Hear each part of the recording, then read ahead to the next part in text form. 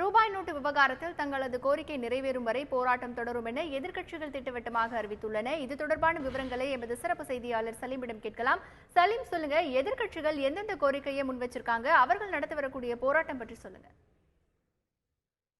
நாடாளுமன்றம் தினந்தோறும் அதாவது காலையில் 11 மணிக்கு ஆரம்பிக்குதுன்னு நமக்கு எல்லாருக்கும் தெரியும். நாடாளுமன்ற வளாகத்திற்கு தினந்தோறும் எதிர்க்கட்சிகள்லாம் 9:30 9:45 போலவே வந்துருவாங்க. தினந்தோறும் 9:45க்கு எதிர்க்கட்சிகள்லாம் கூடி ஒரு கூட்டம், அதாவது ஒரு மீட்டிங் போடுவாங்க. அந்த மீட்டிங்ல டெய்லி என்ன முடிவு எடுக்கிறாங்க அப்படின்னா, எதிர்க்கட்சிகள் குறித்து பிரதமர் தெரிவித்த கருத்துக்கு பிரதமர் மன்னிப்பு கேட்க வேண்டும்.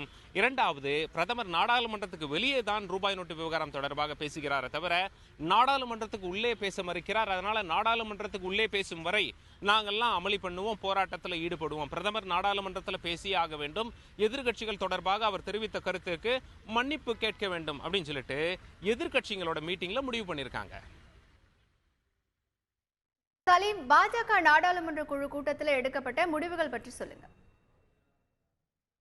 பாஜக நாடாளுமன்ற குழு கூட்டம் இன்று காலையில் சரியா 9:30 மணிக்கு ஆரம்பித்தது. பிரதமர் நரேந்திர மோடி இருந்தார், பாஜக தேசிய தலைவர் திரு அமித்ஷா இருந்தார், மற்ற மத்திய அமைச்சர்கள்லாம் இருந்தாங்க. திரு ராஜ்நாத் சிங் அவர்கள் மட்டும் இல்ல, உள்துறை அமைச்சர். ஏன்னா அவர் கியூபாவுக்கு போயிருக்கார். கியூபால பிடல் காஸ்ட்ரோவுடைய இறுதி சடங்குல பங்கேற்கிறதுக்காக போயிருக்கார். மற்ற முக்கிய மத்திய அமைச்சர்கள்லாம் இருந்தாங்க.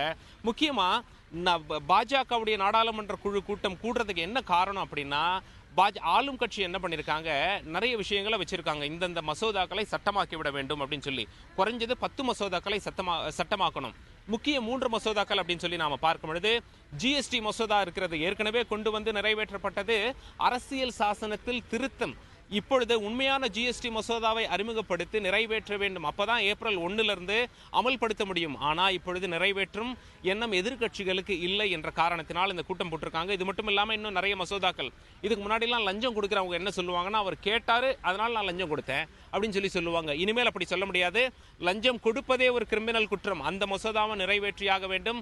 அதற்கும் வாய்ப்பு இருக்க மாதிரி தெரியல. அது மட்டும் இல்லாம வர்த்தக வாடகத்தாய் தடை மசோதா, இப்படி நிறைய முக்கிய மசோதாக்கள் இருக்கு. 10க்கும் மேல எதையுமே நிறைவேற்ற முடியவில்லை என்பதால் அடுத்து என்ன செய்யலாம் அப்படின்னு சொல்லி பாஜக நாடாளுமன்ற குழு கூட்டத்தில் பிரதமர் நரேந்திர மோடி, பாஜக தலைவர் மற்றும் பாஜக எம்பிக்கள், முக்கிய மத்திய அமைச்சர்கள் இவங்கெல்லாம் கூடி பேசினாங்க.